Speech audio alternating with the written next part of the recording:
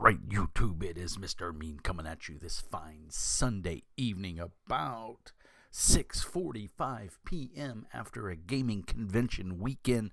This is my after-action report, and we're in for a doozy. We're also going to go over some things I picked up. I didn't buy anything at the con, and we'll get into that. So just after-action report of Con of the North. Second worst con I've ever been to. First one was Chupacabra Con many years ago, and go back in the archives, watch my review of that. Sean Patrick Fannin, a friend of mine, someone told him that I did a review of the after-action report that I went, and he reached out to the people from the con, and they reached out to me, and the next year they paid for me to go, VIP access and everything, and it was a much better experience. So really changed my mind about Chupacabra Con. The second time we went, we had a really great time, and go back and watch that review. But Con of the North, let's get the good things out of the way first, and then we'll rant about what happened at the con and everything. So good things: the hotel, the venue. The rooms were very nice. The convention area was neat and tidy. They had water out. The convention staff walked around, made sure everybody was wearing their mask. I never once got checked for a badge. In fact, my Friday night game, Saturday night game, I left my Friday night game. I left my badge in my room.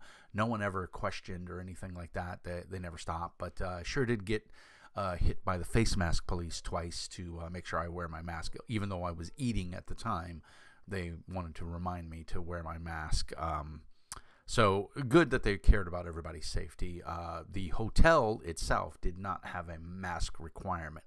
They did recommend you wear a mask while you were in open spaces, but it was not required. So anytime I stepped out of the gaming conference rooms, I took my mask off because I can't stand wearing the things. But I understand, it's the convention policy, and I adhered to it, except while I was drinking and or eating. So the hotel venue I liked. The convention area was okay. I wasn't blown away. In fact, it was more of a pain in the ass than anything. They had a small little area. It was relatively a small con. TLDR, I won't be back. I don't think I have a need to go back to this con. It's just, for me, it wasn't worth the tune. I would go back for a day and bring my family with me, and then we would go do other things that we like to do down in the cities. Like my wife has a clothing store that she likes to go to that's only there, and the Source is about 20 minutes away from where the convention is, so I would go there. But I don't, unless there was a game that I really had to play that I couldn't get a fix for anywhere else, I don't think I would go to the con. I'll keep an eye on it and and stuff like that. What else did I like? That's really about it. The convention staff were not the friendliest in the world. I asked simple questions as someone not knowing. I've been going to conventions for 30 years. And I know my way around conventions pretty well, and this one was poorly laid out. They said registration is here. When you walk in, there's signs everywhere pointing you to registration, and then when you get to registration, everybody's standing in a line. I got there Friday at about 12 o'clock, and you're standing in line, and I was in line for about 10 minutes, and I saw people doing, looked like they were registering and everything, and there's no sign that says pre-registration downstairs or anything like that. And then some lady behind the counter, obviously a volunteer for the con, starts yelling at everybody, telling that if you've pre-registered, go downstairs. And in all fairness, it literally was right downstairs. There was a set of stairs just off to our left, and you go down the stairs, and boom, there was, and they're like, you pre-registered? And so I said yes. I gave them my name, and they gave me a little manila envelope with my badge and a carabiner in it, no neck lanyard or anything like that. So they did have some little cheapo clips for like your badges and stuff, like when you're at work and stuff like that. So I could have got one of those. I didn't. I took the carabiner, was inside the envelope. My keys are on a lanyard for my vehicle, and so I just clipped it onto that because I didn't want to make sure I lose my keys. And so I wore those around my neck. So no big deal there, but it was a minor inconvenience, and it's just minor inconveniences steamrolled from there. I had messaged the GM for the Friday noon game that I wanted to play. It was a game I had never heard of called Godling, and I go to conventions to play games that I've never played, and things that I might want to add to my collection and or give a closer look to. And so I was very excited for this one. The write-up was very good. The GM's name was Robert. I don't remember his last name. So I signed up for that game. Now, their sign-up process is web-based, completely web-based. There was no paper forms. There was no going and talking to anybody at the convention and saying, hey, I want to sign up for this. They had 2 laptops set up, and you could go there and you could sign up for games. Not wild about that either.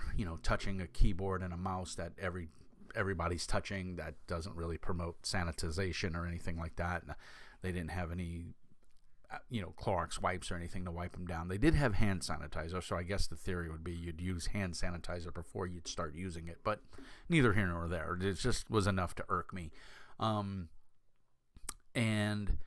the big downfall to this web interface that they had for you to sign up and register for games, they used a ticketing system, and every game, depending on its popularity, would require X amount of tickets. Now, the tickets were free, but you'd have to get tickets, and you would sign up, and they're virtual tickets, so you could print them out on your own accord, but there was nowhere at the convention to print them out. I guess maybe at guest services if you wanted to go log into that computer and log into the Con of the North website and then go through that process and then get to your login and yada yada. And that would just that's just you're at a convention, you want to play games, you're not sitting there wanting to play on a computer in the hotel guest services, business services. So that was kind of stupid, I thought.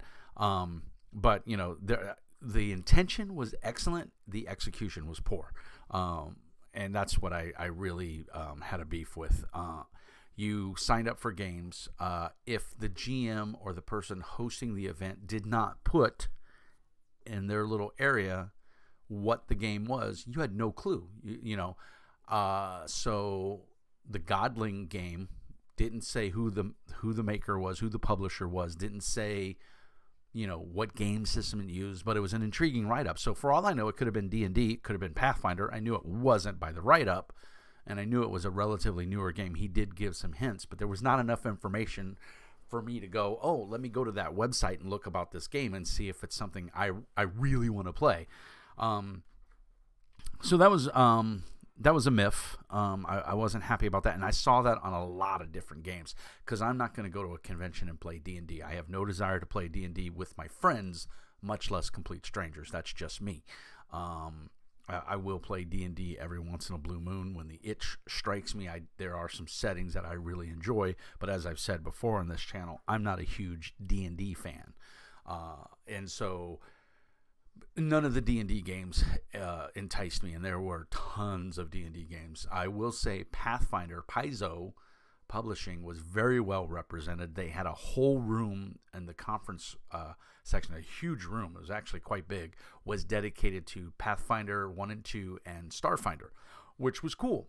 I run a Pathfinder game. I'm not going to go to a convention to play a game that I know how to run. Again, I go to conventions to play games that I've never heard of or I've never had a chance to play, and I'm intrigued by and want to play it, So, like Bare Bones Fantasy, I got to play in a Bare Bones Fantasy game, but I don't get to play that here. I own the game. I've reviewed it.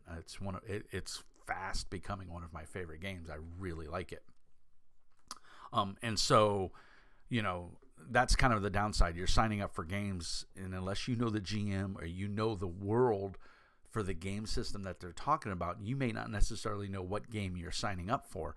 I made the effort in my game. I wanted to run a Saturday night. Modifius is the publisher, Mutant Chronicles 2D20 game, and so I put in the title, "Come explore the world of Dark Symmetry" with Modifius's 2D20 game, Mutant Chronicles, a techno diesel punk game. And then I wrote my blurb, come learn how to play, beginners welcome, yada, yada, yada. This is a sponsored game, by Modifius. And then to their credit, the web form had a spot for the link for if there was a website or whatever you wanted to direct people to. It's just a lot of the games I saw, nobody took advantage of that, and I don't know why. If you're running some little-known game, I would think you would want to put a link to it so that people could go check it out. But that was not the case in most of the games I saw. And I did not by any means look at every game because I had no interest in like the board games and the miniatures games. I wasn't there to do that. I was there to play role-playing games. So little miffed about that. And needless to say, so the GM didn't show up on Friday, even though I let him know I was going to be a little bit late. They did. I will say the good part of the web-based interface was that there was a button to email the game master or the organizer of the game, whatever you want to call them, storyteller or chronicler, whatever. You could email the game master, and you could, it would go to their whatever email account they had registered with the con. So the Robert guy was good enough to reply me back, because at first I thought I wasn't going to be able to get the time off from work. Of course, everything being said and done, I wish now that I kind of wouldn't have, because I wasted $300 on nothing. Well, I shouldn't say nothing. I did get to hang out with Hobbs of Hobbs and Friends, Jason, and that was a lot of fun. And I got to play some low fantasy gaming, and I got to play Bare Bones Fantasy in the Skyrim setting again. So that was a lot of fun. But that was the highlight. That was it. The most of Friday and all day Saturday was just a complete waste. My little guy here is interrupting me. What do you want? Nope. Go out there and watch TV. I don't know what mommy's watching. So anyway, where was I? I lost my train of thought. So the web-based Interform to me was a complete flop. And more so, I think, of the fact of people not taking advantage of the information that was able to be provided. I felt that on my game I did it, but for some reason my game said it was 2 of 2, so it looked like there was only 2 slots open for the game. Now I filled out the form, and I distinctly remember putting 4 to 6 players, and I got an okay. The website told me that it accepted my game and it would be listed, after approval. No one ever contacted me and said, hey, are you sure you only want to run 2 players?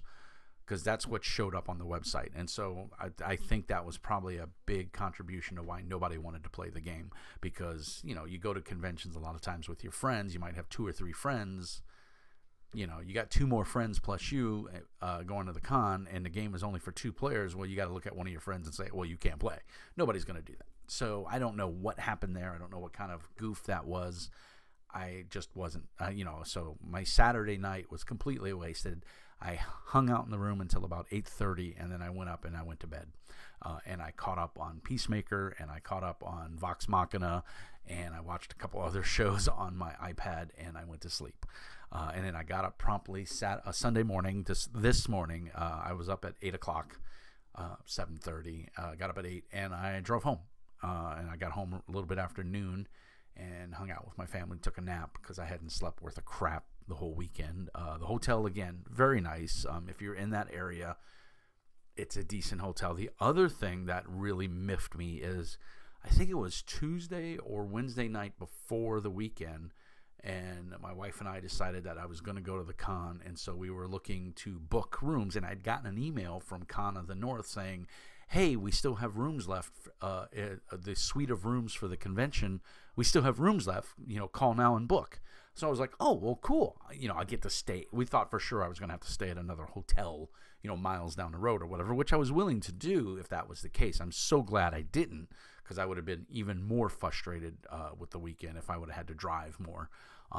Luckily, I was able to park my car and leave it there, and the only time I drove away is to go get food, because the food at the convention was horrendously expensive. So I had no desire to give them any money for that. But that is the convention, that's the deal. That's how they make the hotel itself makes money. And it was kind of neat to see some of the hotel staff working the registration of the hotel wearing Con of the North t-shirts. I guess the convention organizers gave them t-shirts, because I asked a young lady who was checking me in, I was like, oh, are you going to the con? She's like, no, they just gave us a t-shirt to wear, which I thought was cool. That was nice of them to do. So food at cons is always expensive, so you never, I brought some drinks with me. I brought some oatmeal. I stopped off at Quick Trip. I got some donuts, so I had breakfast in the morning when I woke up. So everything was fine like that. And there was no problems there. I don't begrudge the hotel for making a buck.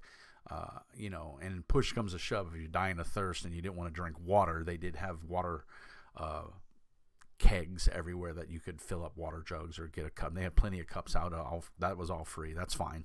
No problem there. So that was nice that they did that. And most conventions do that. Luckily, Minnesota's tap water doesn't taste horrible. So, you know, if push comes to shove, you can drink it. The water fountains were rusted and, you know, corroded, and, you know, they just looked nasty. So I don't think anybody was going to use the water fountains anyway. So that probably was a good thing. Where was I going? Oh, Paizo had a huge room. So the website was lacking. I don't know if it was the first time they've used that process. Nobody showed up for my game. The GM on Friday at noon didn't show up. He said he had one player and he was waiting for me. I was a little bit late. I talked to the table next to the game where we were supposed to play in the conference room we were in, and those people told me that he left about 10 after noon. So he didn't even, if that's true, he didn't hang out very long. I got to the room at about 12:35, and the table there was no note, there was no nothing. So bad form on the GM to not hang out at least for 30 minutes. You know, people are running late, that kind of thing. I did email him later on that evening and, you know, said, hey, you know, I got to the room, you're not there. You know, and he said, yeah, there was only one other player, so I left. I'm sorry. So, you know, it is what it is. So I needless to say, most likely if I see that guy's name running another game, I probably won't sign up for it, because he didn't want to hang out, you know, put a note or something, you know, hey, I'm in this room. You know, I don't know. So bad form in my opinion. Like I said, I've been doing this for over 30 years.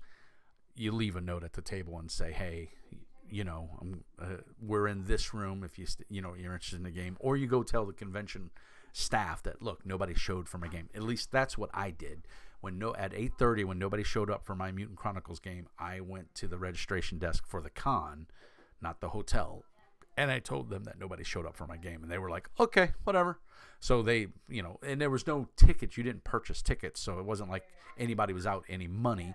And I don't think I got into the con for a discounted price or anything. So no harm, no foul. And like I said, I did get to play in Hobbs's Low Fantasy Gaming, and that was a lot of fun. And I got to play in the Bare Bones Skyrim game, which I had a blast. The other 3 players plus me, we were firing on all cylinders. Teamwork was working really well, and we had a blast. It was the highlight of the convention experience for me. Saturday was, after that, I went up to my room. The game ended when the game was from 8 to noon. I went to my room and I chilled out. I took a little nap because, like I said, I didn't sleep very well. And then I woke up. I went and got something to eat. Next town over, about 20 minutes away. I went to the Source and did all that. So the after action report of this, you know, is pretty much what you gathered. The con was a bust. I will say this: I won't go to any con that I got to wear a mask at anymore. If it's mandatory mask wearing, I'm not going. It's a pain in the ass. You can't hear anybody. The whole point is to role play and, you know, see everybody's expression, and you're already crowded in a room with, you know, 3 or 4 other games going on in most convention situations, and that's fine, you know, but now you're putting a mask in front of everybody and they're muffled. So it's already hard to hear because of the ambient noise in a convention area or a hotel, and now you further impede that by putting a mask on. And I get everybody wants to be safe, and I'm all for wearing a mask in a public environment, you know, but the convention did check and make sure that everybody was vaccinated. You couldn't get into the convention unless you showed them your vaccination card, which that's good. I had no problem with that. So, but I think if you're vaccinated, I think it should, you know, and you're boosted like I am, it should be your choice whether or not you want to wear a mask. And let's face it, the little piece of crap paper mask or the gaiters that people are wearing, that's not going to stop much. If there's a virus, the particles are too small, they're going to go right through it. So it's kind of a waste of everybody's effort. And then half the people aren't wearing the mask anywhere. They're wearing it below their nose. So it's just an exercise in futility, and all it did was frustrate everybody. So yeah, the con was a bust for me. Don't think I'll be back. Very poorly organized.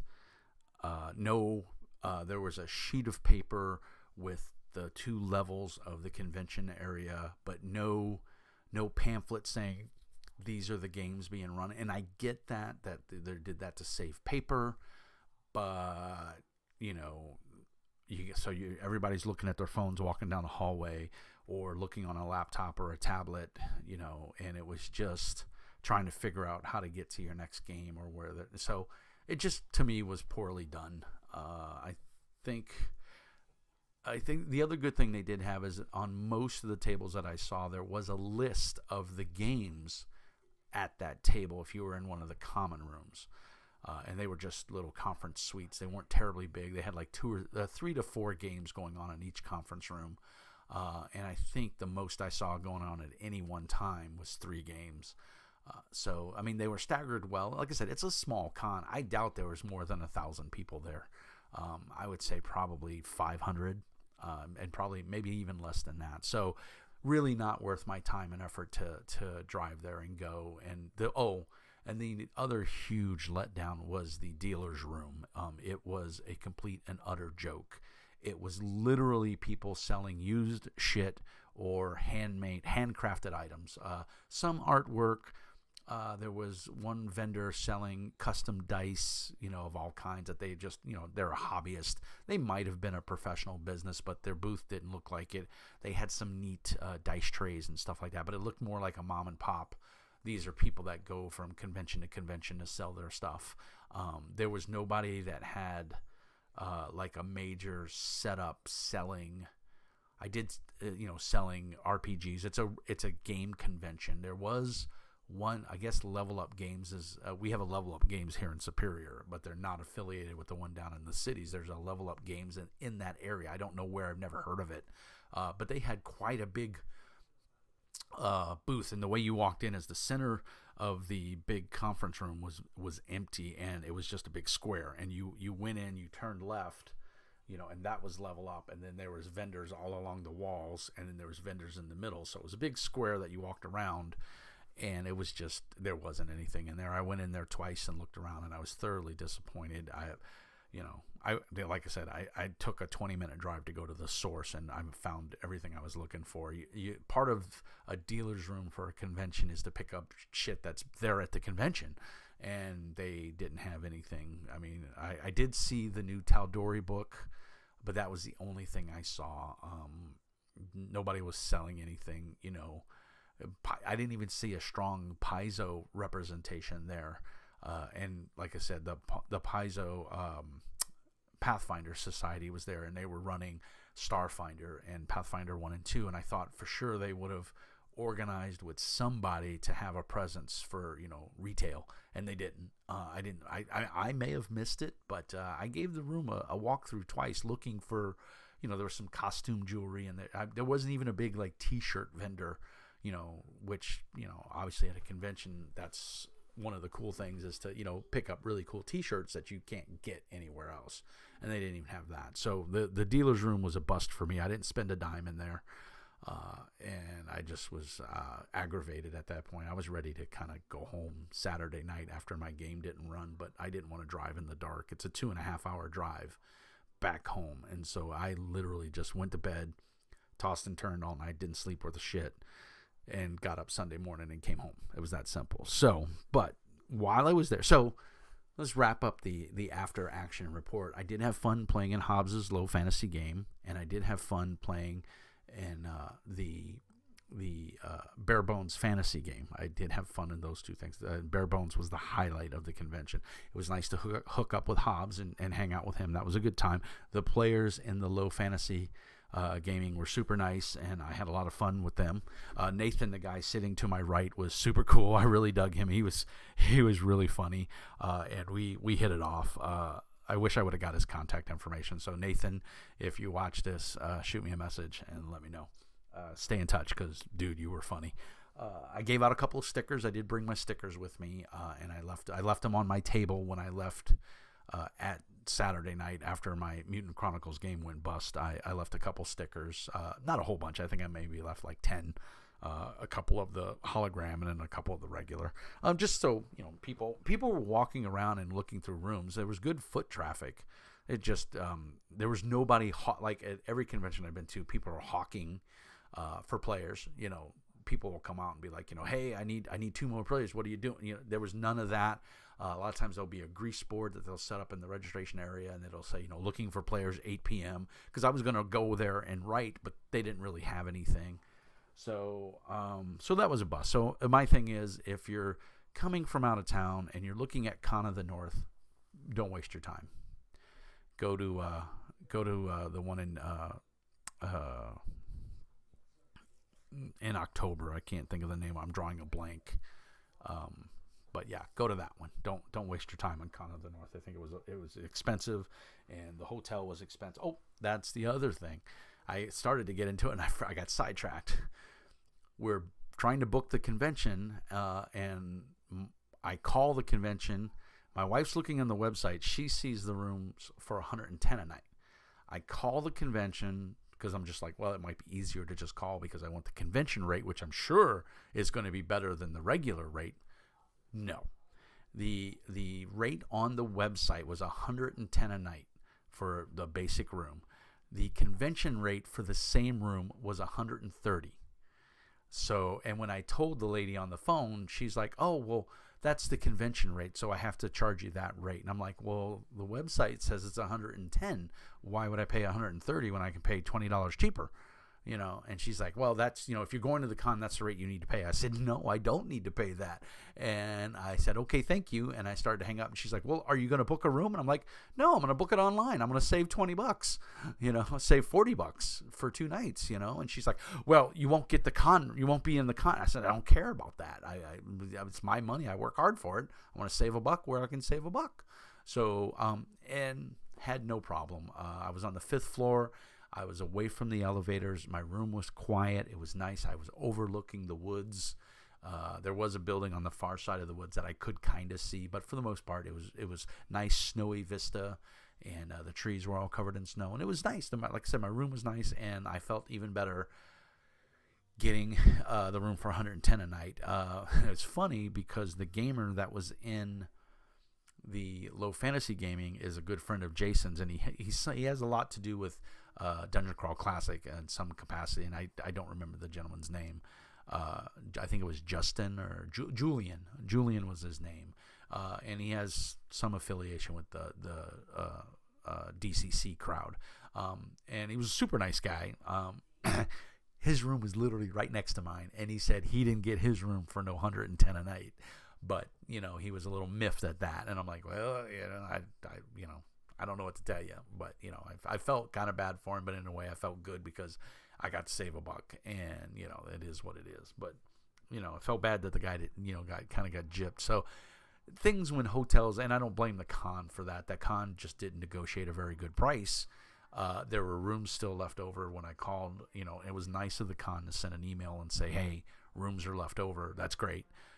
But charge me, don't charge me more than what I can pay on the website and not even go through.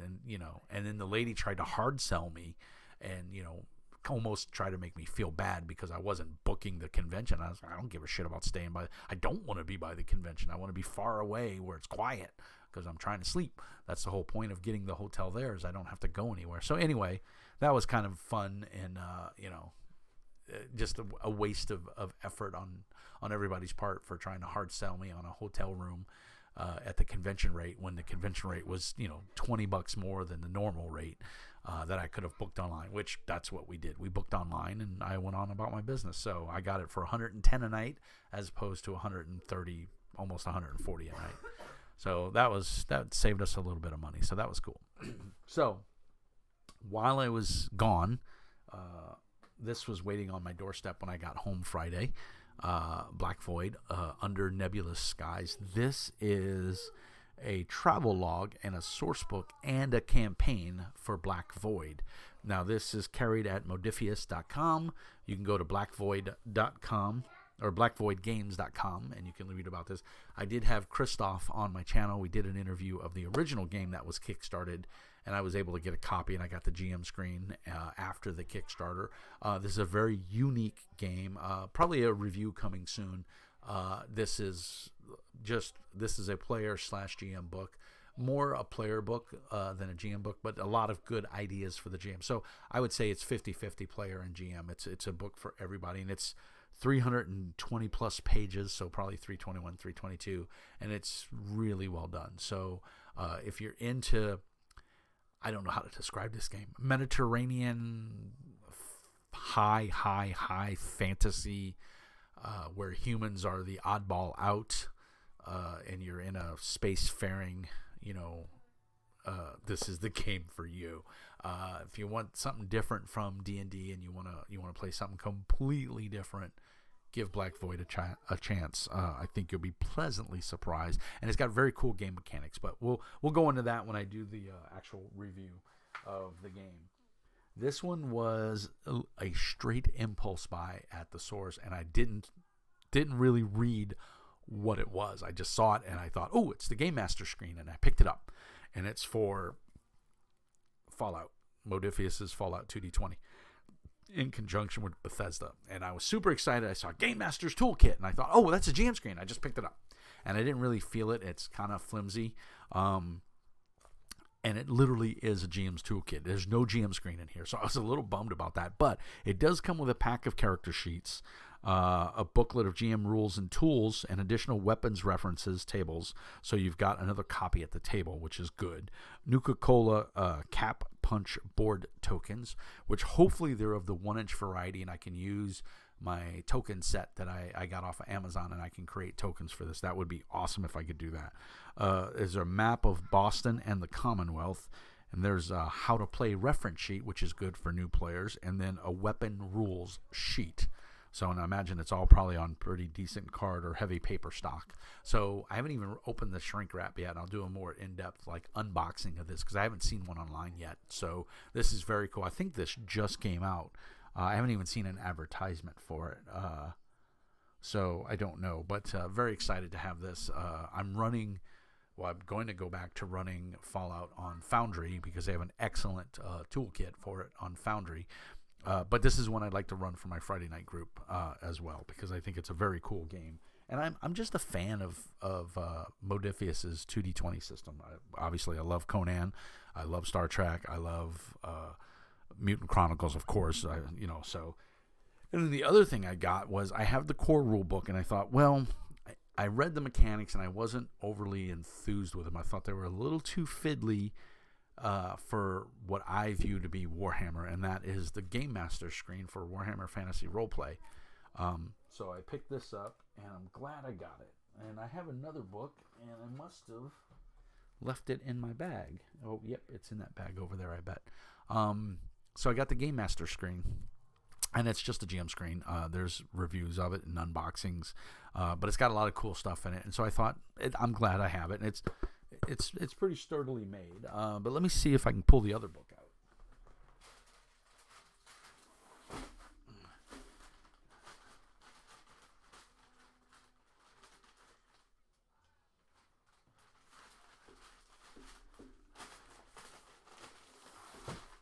So I also picked up Warhammer Fantasy Archives of the Empire Volume 1, and this talks about your halflings and your elves and your dwarves and your imperial dwarves, because imperial dwarves are considered different from actual normal dwarves, for lack of a better word.